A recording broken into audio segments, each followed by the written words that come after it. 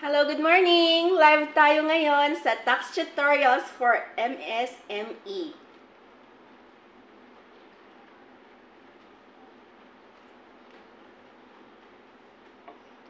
Medyo mahina yung signal ko. Pag tinignan natin kasi dito sa schedule, sa website ng BIR, sa January 30, Tuesday, ang submission ng quarterly summary list of sales and purchases and importation by a VAT registered taxpayers, EFPS, computerized books of accounts and accounting records through ORUS. Then, mayroon ding submission, proof of e-file BIR form 1702, RTEX, MX with audited financial statements, AFS 1709 if applicable, and other attachments through electronic audited financial statements, EAFS, or manually. Soft copy of the computerized books of accounts and other accounting records. Yung sa akin kasi, loose leaf books of accounts. Tapos na yung deadline noong January 15, 2024. Yung sa computerized books of accounts and accounting records naman, ang deadline ay sa Tuesday, January 30. So, ito na tayo sa most requested video. Ang soft copies of inventory list and schedules stored and saved in DVD or USB properly labeled together with a notarized sworn declaration. So, ang dami-dami kayang nagchat-chat sa akin kung paano daw yung gawin yung inventory list. So, naka-ready naman yung mga RMC dyan sa aking page, Tax Tutorials from MSME. So, mag-chat lang kayo sa akin. Ibibigay ko po yung link ng RMC. Mababasa nyo doon. Din yung format ng inventory list, tsaka yung format din ng sworn declaration para doon sa DVD and USB. Pero nagre-request pa din kasi sila ng video. So, dito tayo sa RMC A 2023. RMC A 2023 circularizes the revised provision of the submission of inventory list and other reporting requirements pursuant to Revenue Memorandum Circular Number 57-2015. So, magkwento muna kaya ako bago ko to i-deal itong RMC A 2023. So, A 2023. Tapos ito ay revision ng RMC Memorandum Circular 57-2015. So, 2015. Noong September 17, 2015, meron akong copy ng letter ng Bureau of Internal Revenue, Revenue District Number 3, City of San Fernando, La Union. Kasi yung aking auditor, yung Certified Public Accountant ko, ay based sa Agoo, La Union. So, yung RDO dun sa La Union, nabigay ng copy nitong RMC 57-2015. So, yung RMC 57-2015, dated July 21, 2015 pa pala. No? So, dito sa RMC, nandito yung penalties kapag hindi ka nakapag-submit. Failure to make, file, or submit information returns, schedules, reports, sworn statements, certification, and other documents, except quarterly summary list of sales and purchases, and the annual alpha list of payees and or annual alpha list of employees subjected to withholding taxes, or keep any record required by the tax code as amended or other existing rules and regulations. Ang una ko talagang binasa yung penalties, no? So, amount of compromise, 1,000 pesos for each information return, schedule, report, sworn statements, certification and other documents not made, filed, or submitted, or for each record not maintained. Provided, however, that the aggregate amount to be imposed for such failures during a calendar year shall not exceed 25,000 pesos. So, ang penalty, klarong-klaro, 1,000 to 25,000. Hindi siya lalagpas ng 25,000. Yan yung penalties. Inuna ko talaga ang penalties ng non-submission of inventory list. So, bigyan ko kayo ng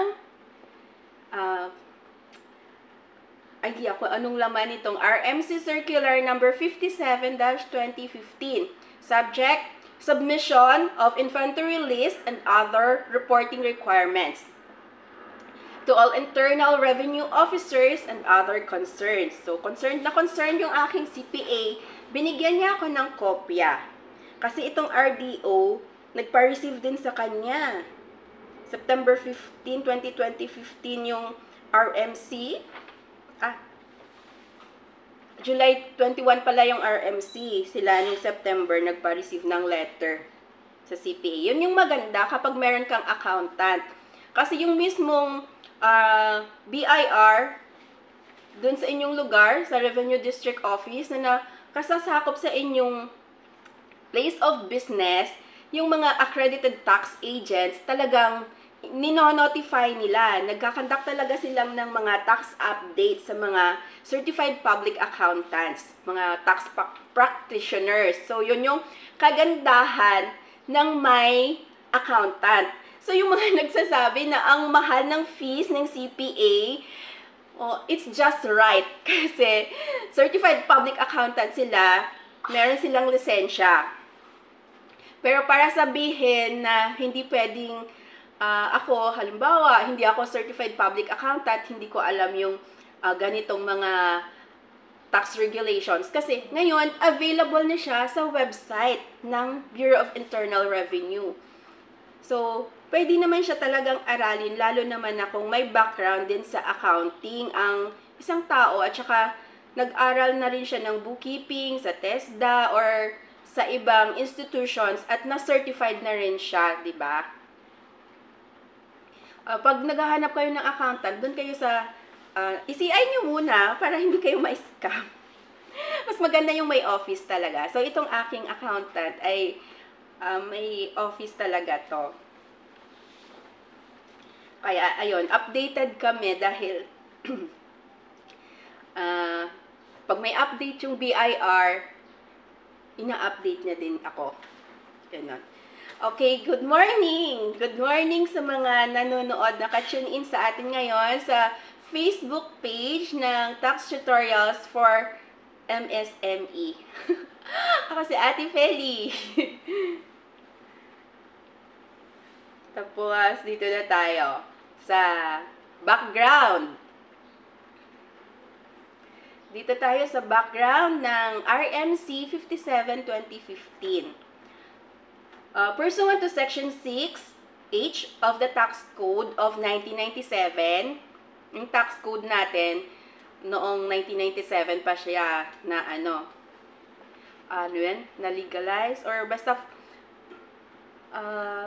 formulated siya or approved siya ng 1997. 1997 Constitution kasi yung sinusunod natin, di ba? Kung mali man ako, pwede kayong mag-comment or kung i-message for corrections. Pero ang pagkakalam ko, ang sinusunod natin ngayon ay Constitution ng 1997. Kaya, di ba, ang topics palagi sa media ay charter change, ganon. Kasi yun pa rin ang sinusunod natin, 1997. So, yung tax code natin ay 1997. Kung meron man pong mga amendments, yun yung amendments ng train law, ng create law, at saka ngayon yung RA, 11976, tama ba ako? Yung ease of paying taxes.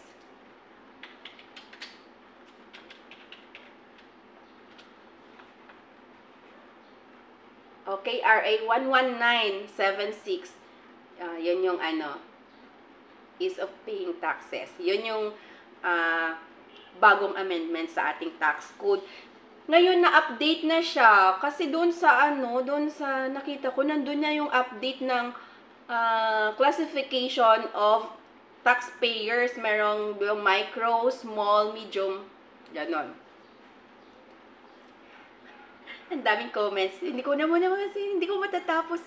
So, pursuant to Section 6.8 of the Tax Code of 1997 as amended, the Commissioner may prescribe additional procedural or documentary requirements for tax administration and enforcement.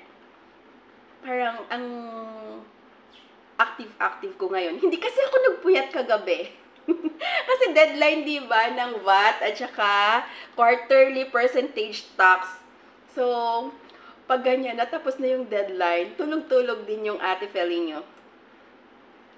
This circular is therefore issued to provide guidance on how financial accounting information, in addition to annual inventory list required to be filed under Section 13 of Revenue Regulations number 5-1, should be reported to the Bureau.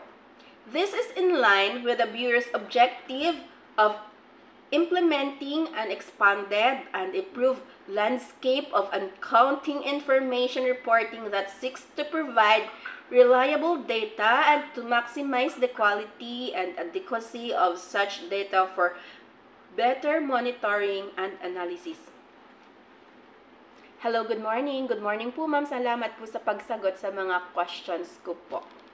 Kung saang city po ba dapat talaga doon din ang accountant? Yes, mas maganda kung malapit lang sa inyo yung accountant kasi di ba kailangan mag-audit. Kailangan doon. Kasi meron kaming tindahan noon sa hanggang ngayon naman meron kaming tindahan dito sa La Union. Kaya yung accountant namin nasa La Union. Hi, ma'am. Ma'am Jocelyn Bayon. Mary Jane Gonzaga. Mary Jane Gonzaga, Chenyu. Totoy Rebong. Good day. Lil John Cruz. Florida Salvador. Artemis Carlos. Nag-live na lang ko kasi alam mo naman mahirap mag-edit ng video. Kaya ni-live ko na lang. Dito tayo sa Section 1, Scope and Coverage. This circular aims to consistently apply the data requirements across different sectors with the peculiarity of the industry where the taxpayers belong directing the volume of reporting. Hence, the additional reports or schedules to be submitted and filed with the annual inventory list shall cover companies maintaining inventory of stock in trade, raw materials, goods in process, supplies, and other goods such as manufacturing, wholesaling, distributing and retailing sectors, including real estate dealers or developers, service companies such as construction companies, building contractors, and others. It bears stressing that the data or information contained in the said schedules or list should be reconciled with the amount declared in the financial statements and annual income tax returns. O, diba? Ito yung mga tinatanong nyo sa akin kung sino ba talaga ang mga dapat mag-submit ng inventory list. So, yung mga dapat mag-submit ng inventory list ay yung may mga financial statements and annual income tax returns. Dahil doon sa financial statements, doon sa statement of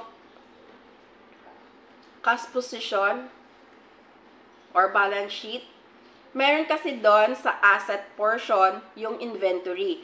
So, yung inventory list at saka yung inventory amount na nasa balance sheet, dapat reconciled siya. Balance sheet, inventory amount versus inventory list na total amount, dapat po magtali. Dapat magtugma. Doon din naman sa income statement. Yon, balance sheet and income statement. Pag sa kasi sa mga audited financial statements, statement of comprehensive income. So doon sa mga gumagawa ng annual income tax returns na ang gamit ay graduated rates using itemized deductions. Kailangan kasi doon yung cost of sales. Sa pag-compute ng cost of sales, kailangan ang ending inventory amount. So, kailangan yung amount ng ending inventory doon sa income statement, sa cost of sales, dapat tugma sa amount sa inventory list na sinabmit sa BIR. Then, sino yung mga industry covered? Covered yung mga nasa manufacturing, sa mga wholesaling, those in distributing or retailing sectors, o kaya yung mga online sellers, meron kayong inventory, meron kayong cost of sales, kaya kailangan nyo po ng inventory list talaga. As of December 31, 2023, kung ano yung on-hand nyo na products for sale, dapat po gagawan nyo yon ng inventory list. Yung format, pwede kayong mag-PM sa akin. Or pwede din kayo na ang mag-search sa BIR website. I-search nyo lang yung RMC 8 2023 or yung RMC 57-2015. Nandun po yung format. Yung update doon sa 8-2023 ay yung USB, Universal Storage. Anong meaning ng B? Universal Storage. Sorry, na may more gap ako. Anong meaning ng B? Check ko muna sa RMC. RMC number 8, 2023. Hindi ko rin memorize lahat, kaya wag nyo akong i-bash kung nagsastammer ako or nagkakamali ako kasi hindi ko rin memorize lahat. Tapos wala pa akong salamin. Universal Storage Bus. Bus pala ito. Universal Storage Bus or USB Flash Drive. The soft copies of the inventory list, including the applicable schedules, shall be stored or saved in digital versatile disk recordable DVD-R or Universal Storage Bus USB Flash Drive, properly labeled and submitted together with a notarized certification as shown in Annex D hereof, duly signed by the authorized representative of the taxpayer, certifying that the data or information contained in the DVD-R or USB are true and correct.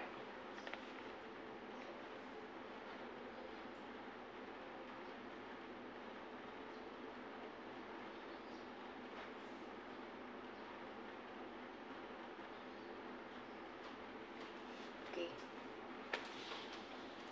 Ma'am, dun sa notary sa inventory, Makati po na panotaryo pero RDO Taguig po. Okay lang po ba? Pwede naman siguro. Kasi ako sa Taguig lang talaga ako nagpapanotaryo. Diba? Ngayon, pwede naman siguro. Kasi diba, alam mo naman yung Taguig dati, may sakop na taga Makati.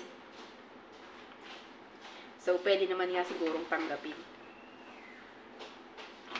So, sana ba yung sample ng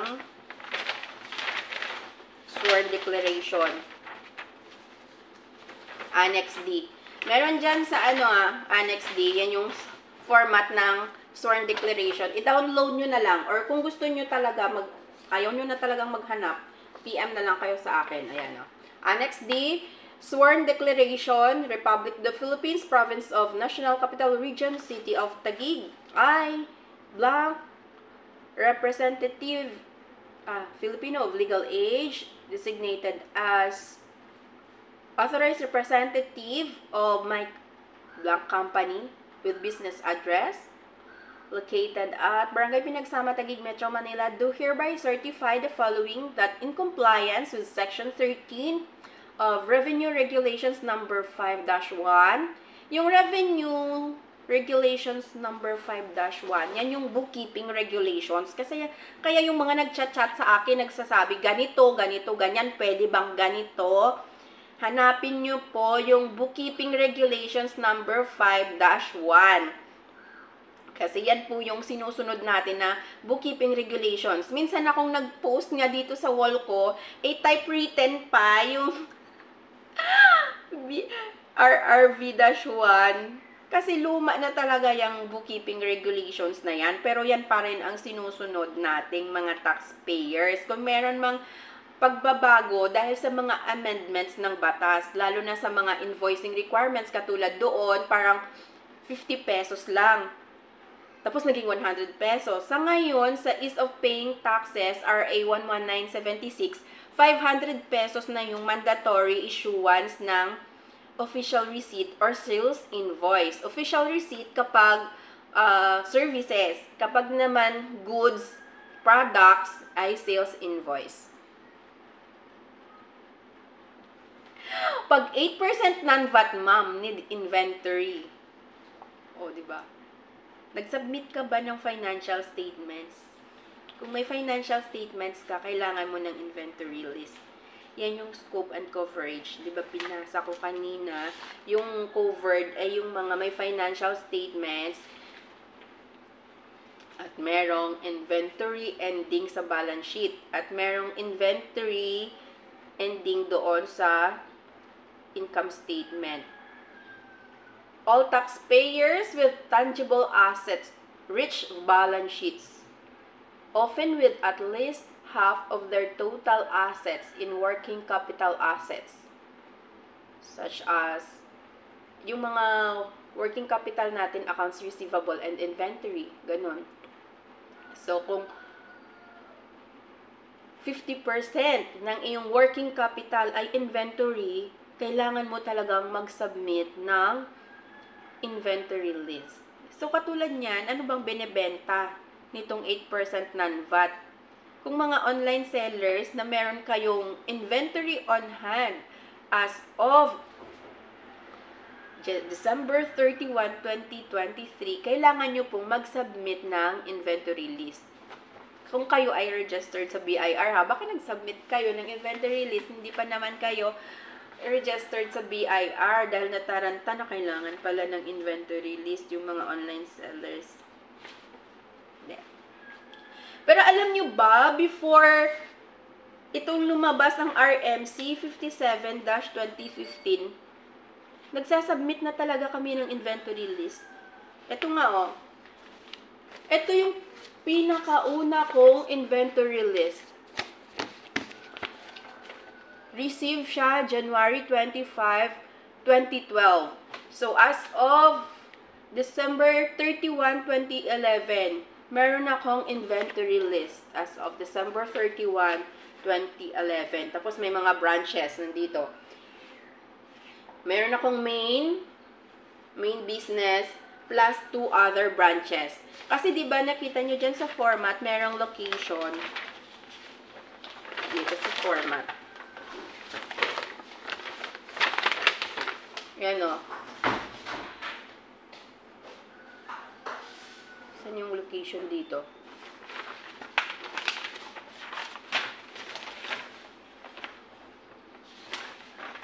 Yung applicable sa retail. Kasi retail ako eh. Annex A yung ginagamit namin. Merchandise, raw materials, goods in process, finished goods inventory. Yun. Meron siyang product inventory code, item description, yung location, address, code, remarks. Inventory evaluation method used, unit price, quantity in stocks, unit measurement, total weight or volume, total cost. Tapos, yung mga legend naman, nandyan sa baba. Check nyo na lang, kasi wala akong salamin. Ang liit. Ang liit. Okay. So, ayan, may location kung saan yung aking inventory. Hamakin mo yan, 2011, nagsasubmit na ako pala ng inventory list. Tapos, ng 2015, as of December 31, 2015, dahil nagbigay na nga siya ng guidelines. So, ganito na. In compliance dyan sa RMC 57, 2015, ito na yung inventory list ko as of December 31, 2014. 2014. Ay, dapat 20. Oo nga, no? Galing talaga ng accountant ko, ng CPA ko. Pinoprovide niya na sa akin itong mga formats. So, ginagawa ko na lang. Sinusundan ko na lang. O, di ba? Kaya pasalamat tayo dun sa aming CPA. Alagang-alaga niya kami. Magkano ba yung CPA? Nung ako, mahal. 20,000 per year. Itong aking CPA. Kasi VAT kami. So, yung mga nagsasabi dyan, mahal yung singil ng CPA, tama lang po. Kasi hindi naman lahat ay pwedeng mag-audit. Dahil CPA lang po yung may lisensyang gawin yon. Tapos may mga permits din sila. May mga accreditation sa BIR, accreditation sa SEC, accreditation sa Board of Accountancy. Ang dami din po nilang binabayaran. Nag-a-attend sila ng mga seminars, ganun. Buti kung libre lahat yun, hindi naman may bayad din naman yun. So, nabanggit ko na yung prescribed format. Meron namang format, may Annex D. Annex A, Annex B. Piliin nyo lang kung anong applicable sa inyong industry. Nabanggit ko na rin yung penalty for non-submission, 1,000 to 25,000 pesos. Yung format, okay na. Yung storage, yung soft copies, dapat nakastore sa DVD-R or sa USB. Yung CPA namin, nasa La Union po. Pero may CPA ako dito sa Makati. If you want, pwede kong i-refer. Tapos kayo na lang mag-usap. Kasi hindi naman ako nangungumisyon.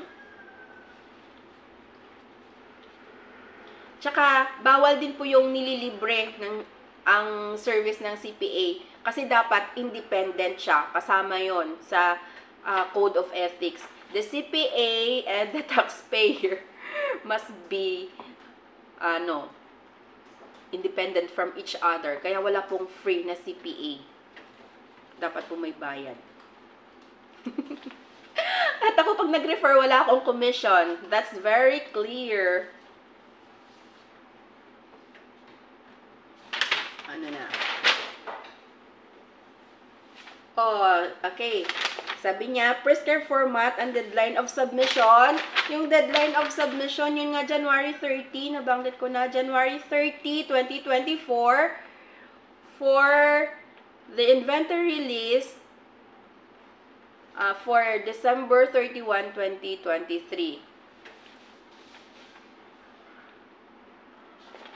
For non-VAT kaya, how much sa accountant? Pag non-VAT kasi, hindi required yung accountant. Hindi kailangang may CPA. Pwedeng accountant, pwedeng non-CPA. Siguro hindi ako magbanggit dito ng presyo. Kakausapin nyo po yung accountant na makakausap nyo kung kaya nyo. Kasi, hindi naman ako CPA. Mamaya sabihin nila, ito, nagsasabi ng presyo, hindi naman siya CPA. Pero usually talaga, yung range of service nila is 4,000 to 5,000 for non-VAT yata. Per quarter, kapag non-VAT. Kapag VAT kasi, monthly, nasa 5,000 monthly pag VAT, yung accountant. Iba pa yung service ng accountant ha, na halimbawa, may monthly service fee yung accountant na 5,000 per month. Tapos, iba din dapat yung certified public accountant. Kung sa strict sense talaga ng audit, yung accountant, yung internal accountant, at saka certified public accountant, dapat po magkaiba.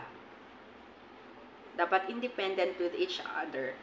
Kasi yung isa, internal auditor, alam niya yung business mo. Yung isa naman, nag-audit, isi-certify niya na hindi walang material, ano ba yun? Hindi ko tuloy, hindi ko memorize yung sinasabi ng CPA kasi hindi naman ako CPA, no? Sorry, kaya hindi ako pumasa siguro sa board. Walang material misrepresentations doon sa financial statements na ginawa ng internal accountant. Yun. Kaya, mahal talaga po yung may accountant at saka may certified public accountant. Mahal po yung magpagawa ng financial statements at mahal din po ang magpa-audit. Yun. Kaya, depende po yan sa kakayahan ng taxpayer. Depende sa type of business. Kaya yung mga natatakot na mga small business naman, syempre hindi mo naman na kailangan ng accountant. Pwede mag-do-it-yourself. Yan. Message kayo sa akin for free consultation. Kung 3 million and below ang inyong gross sales, non-VAT kayo, pwede na kayong mag-DIY. At nire-recommend talaga yung 8% income tax rate dahil wala ka nang i-comply na quarterly percentage tax. Yun na lang. Gross sales less 250,000 maximum. Annual yun. Yung difference doon, in excess of 250,000, doon po yun babase yung 8% income tax rate. Good morning, Sis G. Accounting firm po, nag-aayos, ma'am. Opo, accounting firm. Itong CPA ko, accounting firm.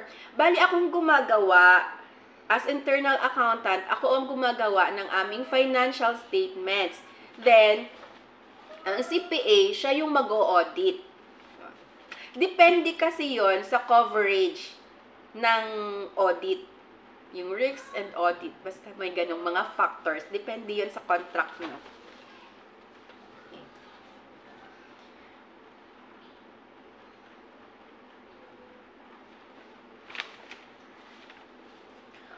Kaya pala, 2014 itong prescribed format ko. Since 2014 pala, kaya pala December 31, 2014, pina-receive noong October 1, 2015. Kasi initial, ito yung initial submission base dun sa prescribed format. So, the initial filing using the herein prescribed format, the schedules and inventory list shall be submitted on or before September 30, 2015, covering ending inventory as of December 31, 2014, and thereafter. Every 30th day following the close of the taxable year. So, ang taxable year natin ngayon, na natapos na December 31, 2023. So, 30th day following the close of the quarter, ang deadline, January 30, 2024. Okay. Ano ba yung bookkeeping regulations ng BIR? Section 13 of Revenue Regulations number 5-1, otherwise known as the Bookkeeping Regulations, which provides for the filing of an inventory of stocks in trade, raw materials, goods in process, supplies, and other goods not later than 30 days following the close of the taxable year. So, ito yung Section 13, Records of Inventories. Swerte ko talaga dito sa CPA ko. Binigyan niya ako ng ganitong copy. Swerte nyo rin dahil na-share ko ngayon sa inyo. Dahil pasalamat kayo dyan sa mga nangungulit sa akin sa Messenger na maggawa daw ako ng video ng inventories. So, Section 13 of RR 5-1, Records Inventories. Batas po ito tax code. tax code. Bookkeeping regulations. So, batas din siya ng BIR kasi bookkeeping regulations nga.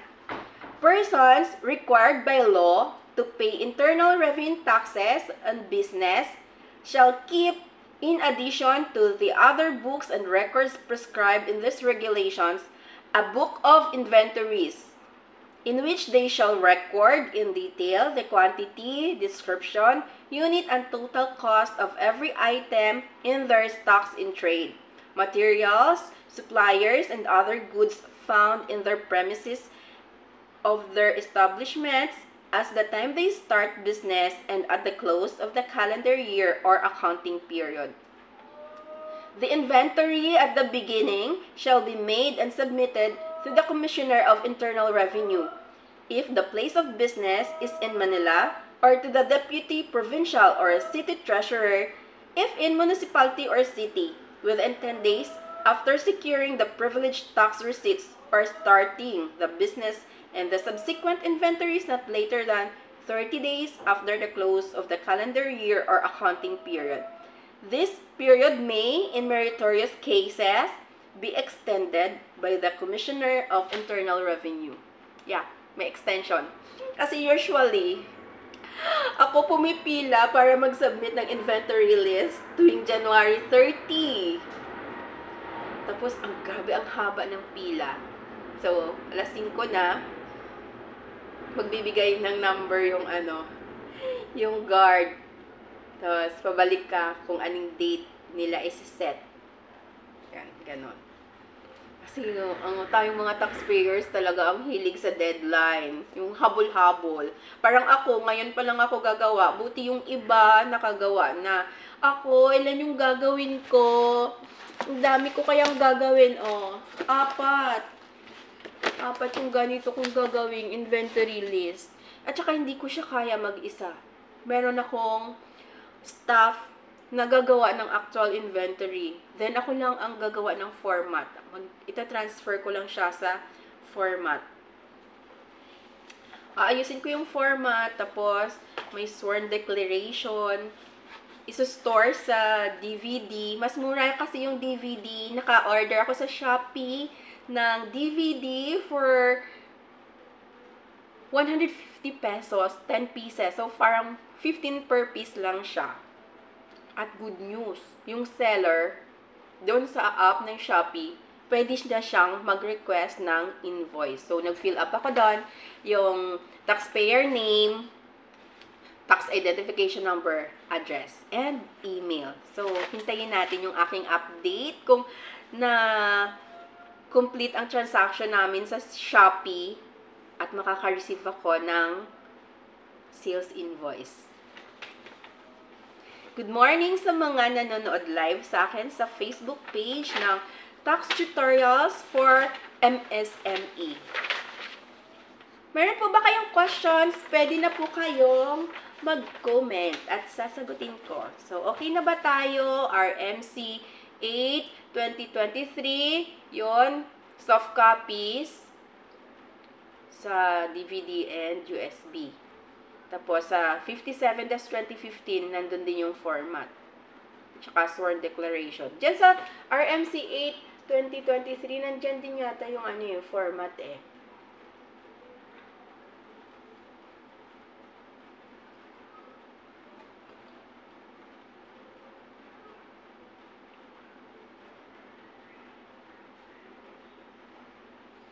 So, ilang copies daw yung gagawin? 3 copies po yan. Ito, 3 copies. Po. Sandali lang po. Naka-live pa po. Pwedeng kunin mo na lang yung contact number. Ano siya eh? Tawag nito? Landline? 8. Bigay mo ng number ng landline. Okay. Ito baka man daming tatawag sa akin pag babanggitin ko online. Regarding Grace lang animata ko kung ano. Siguro kay Kim to.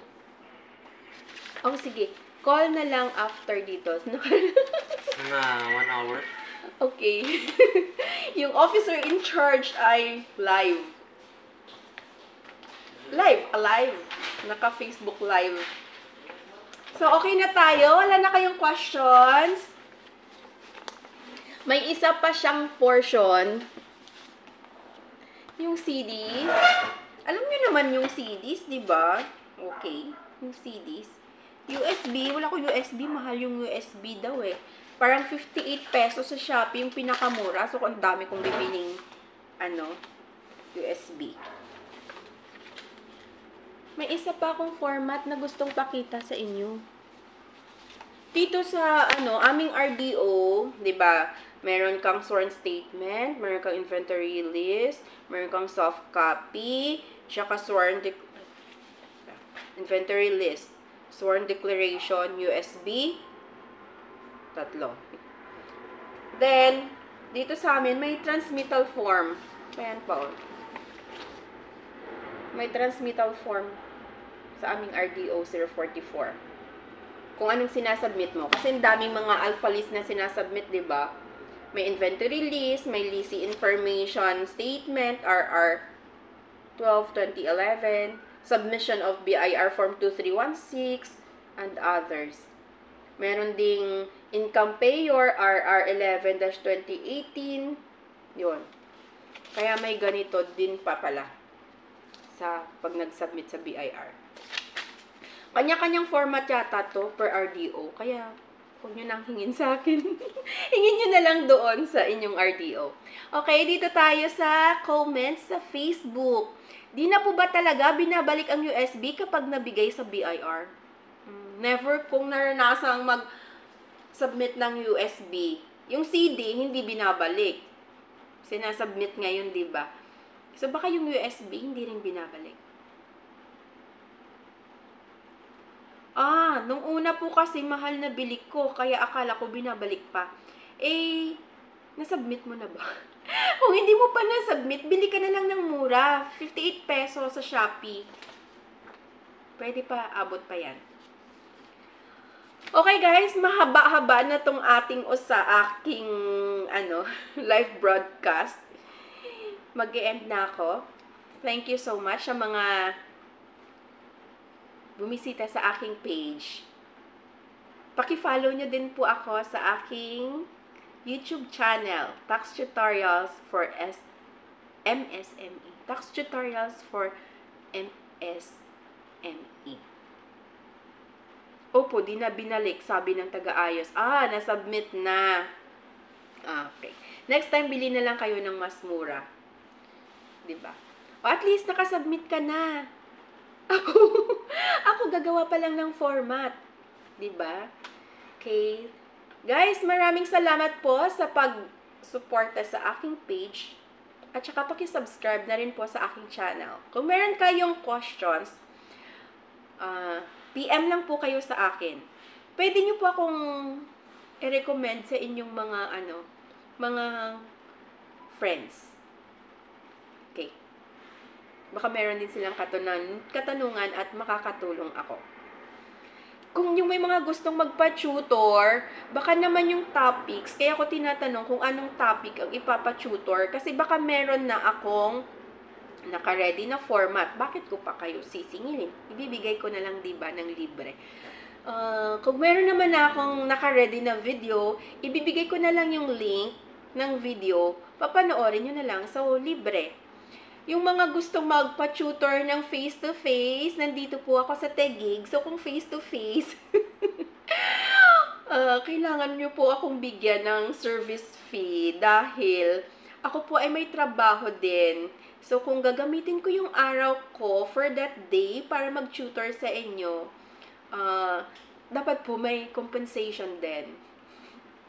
O, totoong usapan yan pag face-to-face tutorial dito sa Taguig, sasadyain nyo ako sa Taguig, tatanggapin ko kayo dito sa office, basta merong service fee. Kung gusto nyo naman free consultation, free tutorials, dito na lang tayo sa online mag-usap. Okay? Opo, ma'am. I-recommend ko po kayo sa brother ko and friends. Salamat po. Hello, sis! Mommy! Mami Erica Jane, thank you so much sa pagbisita sa akin. Sana i-recommend mo ulit itong aking page sa inyong community na mga mommies. Yeah, baka madami kasi doon mga online sellers. Thank you so much sa mga nag-sponsor sa akin. Nagpadala ng ink sa aking printer. Yun. Kasi 'di ba yung iba naman nahihiya na free tutorial, free consultation, ang iba nagsisend ng GCash. Yung mga new registered taxpayers na alam ko naman na hindi pa talaga nag-operate, wala silang income. So, nagtatanong sila kung paano makakabawi sa akin. Sabi ko, please subscribe na lang sa aking channel at mag-watch ng aking videos. Hindi pa naman ako monetize, so kailangan ko ng ng subscribers at saka mag-watch ng aking videos. Yung sinesend ko naman sa inyo na videos ay pertaining doon sa topic na kinoconsult nyo sa akin. Yon. Thank you so much guys sa pag-appreciate ng aking efforts na mag-share sa inyo ng alam kong information na makakatulong sa ating mga small business owners. Kasi ako, meron din akong online shop. I-flex ko lang yung aking Fabric Online PH online shop. Nagbebenta po ako ng fabrics. Ako po ay registered since July 2020. So, next time naman, yun ang isi-share ko ng aking journey sa pag-register sa Bureau of Internal Revenue. So, tune in lang po kayo sa aking page at sa aking YouTube channel. Thank you so much! Bye!